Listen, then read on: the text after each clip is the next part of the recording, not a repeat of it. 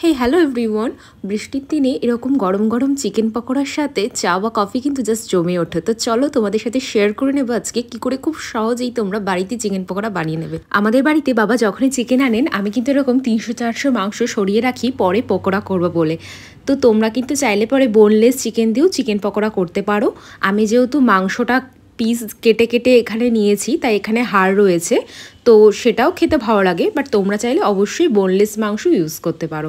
তো দেখো খুবই অল্প কিছু ঘরোয়া ইনগ্রেডিয়েন্টস লাগছে, কি কি লাগছে দেখে নিই।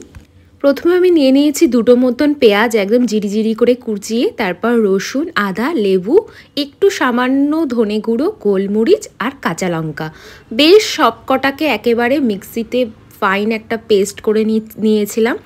দিয়ে তারপর আমি ভালোভাবে ওই পেস্টটাকে চিকেনের মধ্যে দিয়ে দিয়েছি।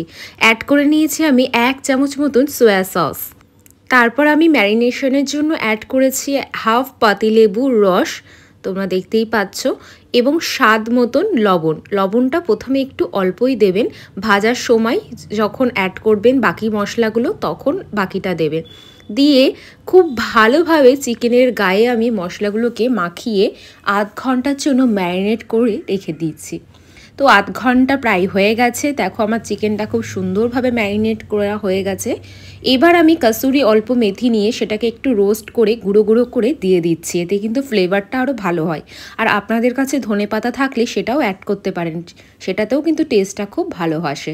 তারপর পেঁয়াজ কুচিগুলো আগের থেকে রাখা, ডিম, কর্নফ্লাওয়ার, সামান্য একটু বেকিং পাউডার আর 1 ছিটে ফোঁটা বেকিং সোডা এবং পরিমাণ মতন 2 চামচ মতন আমি এখানে বেসন অ্যাড করেছিলাম। দিয়ে সামান্য একটু লবণ দিয়ে ভালোভাবে চিকেন পকোড়ার সাথে আমি বাকি জিনিসগুলোকে মেখে নিচ্ছি, দিয়ে পাতলা মতনভাবে ব্যাটারটা যাতে থাকে। তারপর কড়াইতে ভালোভাবে সাদা তেল গরম করে একে একে পকোড়াগুলো আমি ভাজতে দিয়ে দিয়েছি, আর উপর থেকে একটু ব্যাটারগুলো জাস্ট পকোড়ার উপরে দিয়ে দিচ্ছি। তারপর 2 মিনিট পর আমি উল্টে পাল্টে নিচ্ছি পকোড়াটা। একদম সঙ্গে সঙ্গে উল্টাতে যাবেন না, তাহলে কিন্তু পকোড়াটা ভেঙে যেতে পারে আর মুচমুচে হয় না।